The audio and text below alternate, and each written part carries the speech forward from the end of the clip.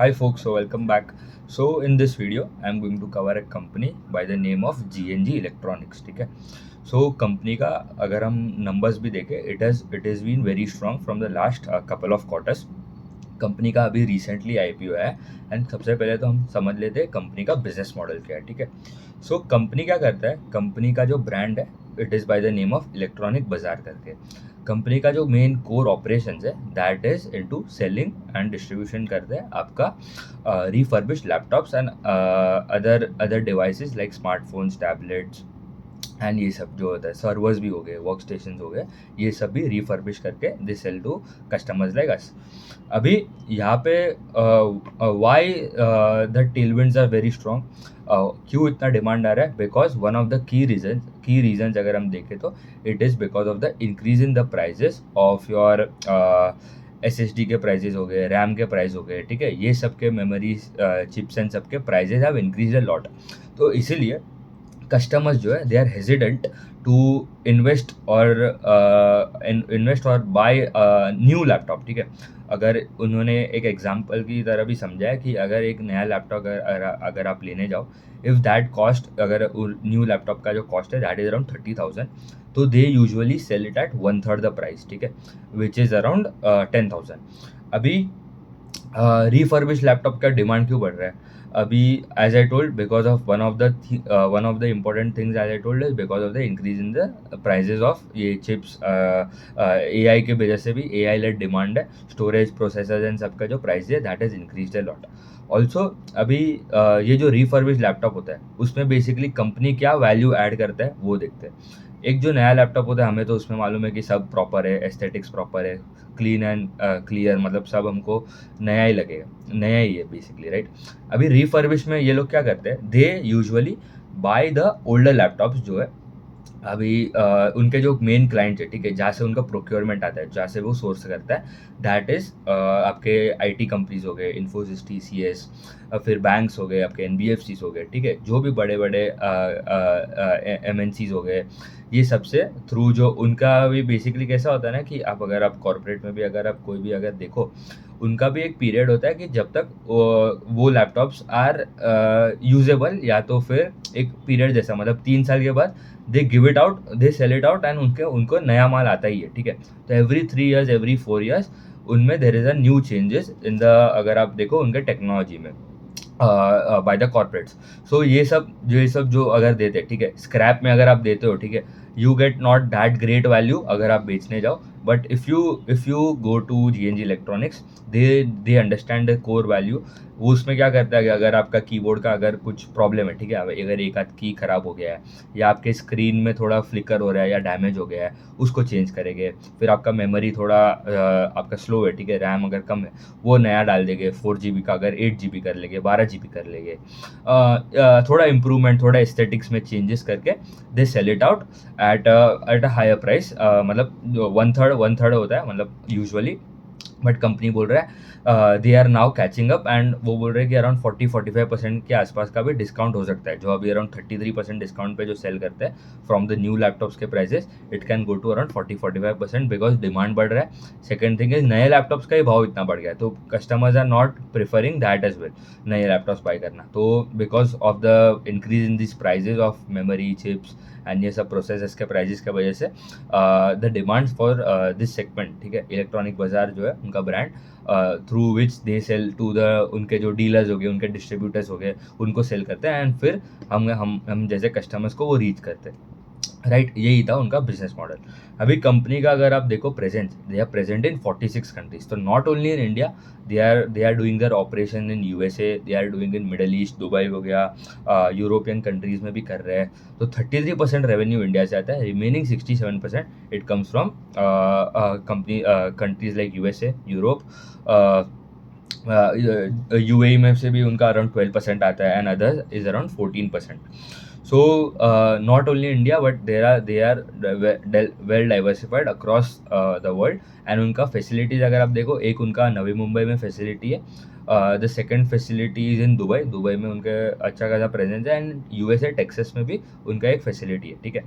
And इनको main thing यार is कि उनको टैरिफ का कोई इम्पैक्ट नहीं आता है, बिकॉज ये सब जो रिफर्बिश जो आता है उनका एक HSN कोड जैसा आता है, ठीक है। HSN कोड कोई भी अगर आप आइटम लो, कोई भी इलेक्ट्रॉनिक गैजेट या कोई भी आइटम, उसका एक कोड होता है, तो that doesn't fall under these tariffs. तो उसमें भी मतलब मिनिमम टैरिफ है, या कुछ चाइना से ले गए तो कुछ टैरिफ है, तो मतलब मेजर उनको कुछ इम्पैक्ट हुआ नहीं है because of tariffs as well, तो दैट इज ऑल्सो गुड। अभी आ जाता है कंपनी का नंबर्स पे। उनका अभी अगर आप नंबर देखो Q4 का, उन्होंने एक्चुअली लास्ट क्वार्टर ही उनका गाइडेंस उन्होंने अपवर्ड रिवाइज कर लिया था, जो उन्होंने 25% बोला था, that revise it upwards to around 28 to 30%। EBITDA margin उन्होंने बोला था 75 to 100 बेसिस पॉइंट का एक्सपांशन आएगा, वो उन्होंने रिवाइज करके कर दिया 150 to 200 बेसिस पॉइंट के आसपास का improvement in EBITDA margin, and they have outperform, मतलब they have not only deliver that number but उसके ऊपर भी उन्होंने डिलीवर किया, तो दैट इज़ वेरी गुड। तो Q4 में सेल्स में ग्रोथ है 43%, इबिटा में ग्रोथ है 106%, इबिटा मार्जिन 9.8% हो गया वर्सेज 6.8, पैट में ग्रोथ है 179%, पैट मार्जिन हो गया 6.5 वर्सेज 3.2, मतलब solid numbers, outstanding numbers in Q4। Full year का भी अगर आप नंबर्स देखो, सेल्स में ग्रोथ है 34%, गाइडेंस क्या था 28 to 30%, अपवर्ड रिवाइज गाइडेंस बोल रहा हूँ। इबिटा में ग्रोथ है 59%, पैट मार्जिन जो उनका 8.9% था, it has expanded by almost 10.6 हो गया, मतलब अगर आप समझो 170 बेसिस पॉइंट के आसपास का उनका एक्सपांजन आ गया in PAT margin and EBITDA margin, and PAT में ग्रोथ था 91%, PAT margin have grown from 5% to 7%, ठीक है। अभी ये तो हो गया उनका अभी पहले का नंबर्स, पीछे का नंबर्स। अभी कंपनी का आउटलुक क्या है, ठीक है। मेन हमें देखना है गाइडेंस एंड कंपनी का execution in terms of future performance, क्या कंपनी देने वाला है। सो कंपनी का गाइडेंस अगर आप देखो फॉर FY27, इट इज़ कि उनका जो सेल्स में जो ग्रोथ आएगा दैट वुड बी 25%, ठीक है। सेल्स में growth they are guiding 25%। PAT margin जो है उसमें एक्सपांशन आएगा अराउंड 0.5%, मतलब 50 बेसिस पॉइंट के आसपास का उनका पैट मार्जिन में एक्सपांशन आने वाला है। And EBITDA margin they are expecting to go from around 10.6% to 11.5% for FY27, ठीक है। अभी थोड़ा उन्होंने नंबर्स भी दिए इन टर्म्स ऑफ वॉल्यूम्स, ठीक है। तो वैल्यू ग्रोथ तो आ रहा है because of the increase in prices and सब, बट वॉल्यूम्स अगर आप देखो तो in FY26 they have sold around 7.27 lakhs of worth of आपके प्रोडक्ट्स, लाइक लैपटॉप्स हो गए, उसमें 81% लैपटॉप्स हैं, and other devices is around 19%, ठीक है। एंड अगर YOY देखो FY25 में दैट नंबर्स वर 5.9 lakhs, तो there is a growth of 23% on a YOY basis in terms of volumes, तो which is also very strong. Average selling price में भी थोड़ा ग्रेजुअल इंक्रीज आ रहा है, अराउंड 26,000 था और इट इज़ अराउंड 27,000 करेंटली अगर आप देखो तो उनका ASP। एंड ये रैम के जो प्राइस है, ठीक है, उन्होंने भी एक नंबर दिया है, तो DDR5 8GB रैम का जो प्राइस है, ठीक है, that in around September it was around $23, वो अभी हो गया $120, ठीक है। तो मतलब it is almost 5x। And 16GB DDR5 का अगर आप रैम का प्राइस देखो, from $54 it has gone to around $210, ठीक है। तो मतलब ऑलमोस्ट 4x जंप आया है इन terms of 16GB DDR RAM के प्राइजेस में, तो that is also very sharp increase. तो इसलिए हम देख रहे हैं कि the demand for their products is also increasing. Company का प्रेजेंस खाली 38 कंट्रीज में था last year, and now it is around 46 countries में उनका प्रेजेंस हो गया, तो that is also very good. तो बेसिकली यहाँ पे उनको, इनका अगर आप वर्किंग कैपिटल देखो थोड़ा सा ये स्ट्रेच्ड होता है, बिकॉज इनको थोड़ा उनको रिसीवेबल्स भी थोड़े इंक्रीज हो रहे हैं, बिकॉज इनको जो जो बेचते हैं, ठीक है, उनको थोड़ा क्रेडिटर्स डेज एंड सब आप देखो तो दे हैव टू गिव, थोड़ा उधारी देना पड़ता है टू देयर वेंडर्स, ठीक है। मतलब जहाँ से उनके डीलर्स डिस्ट्रीब्यूटर्स हो गए, उनको भी थोड़ा क्रेडिट फ्लो का क्रेडिटर डे जो होता है आपको, वो थोड़ा ज़्यादा रहेगा, तो वर्किंग कैपिटल थोड़ा स्ट्रेच होता है। बट एसेट लाइट कंपनी है, बट वर्किंग कैपिटल थोड़ा हैवी लगता है उनको। तो डेट भी अगर आप उनका नेट डेट पोजीशन भी देखो, it has come down. Company का जब IPO आया था, कंपनी वॉज टारगेटिंग कि उनका जो डेट है that would come down, but because of this demand, because of the high demand, उन्होंने डेट कम नहीं किया, बट दे आर उन्होंने दूसरे उनके वर्किंग कैपिटल एंड सब में इम्प्रूवमेंट लाया, मतलब ग्रोथ के लिए उन्होंने ज़्यादा काम किया, एंड दैट्स वाई अभी भी डेट तो है, but net debt has come down from 383 crore to around 300 crore net debt अभी करंटली है उनका, ठीक है।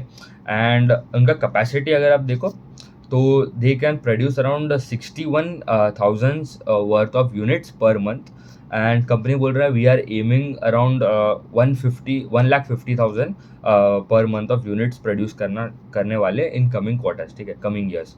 तो ये उनका मीडियम टर्म आउटलुक है। तो कैपेसिटी यूटिलाइजेशन भी बढ़ेगा, एंड कैपेसिटी भी उनका यूएई में उनके 3 यूनिट थे, it has now around 8 units हो गए, ठीक है, इन यूएई।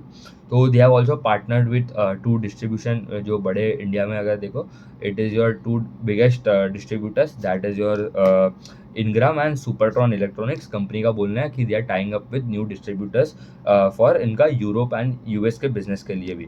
एंड कंपनी ने बोला कोई हमें इक्विटी रेज नहीं करना पड़ेगा for next couple of years, तो they can easily grow with their internal accruals, ठीक है। तो दैट इज ऑल्सो गुड, तो मतलब एक डाइल्यूशन का भी कोई बात नहीं आता। अभी अगर उनका करेंटली वैल्यूएशन अगर देखो, तो कंपनी का if you look current market cap is around 4700, company का PAT in FY25 was FY26 was around 132 crore, and sales in FY26 was around 1890 crore. Company कितना एम कर रहा है, 25% ग्रोथ फ्रॉम FY26 के नंबर्स, तो विच ट्रांसलेट्स टू अराउंड 2350 करोड़ के आसपास का उनका top line, with a PAT margin expansion of 7.5%। मतलब जो उन्होंने बोला अगर वही अज्यूम करते हैं, ठीक है, दैट इज पॉसिबल, इजीली हो सकता है। तो the PAT margin can go to 7.5, right. तो 7.5% of your sales number which was 2350, it comes to around 178 crore के आसपास का आपका पैट आ जाता है फॉर FY27, ठीक है। एंड करंटली कंपनी का value market cap is around 4700 crore.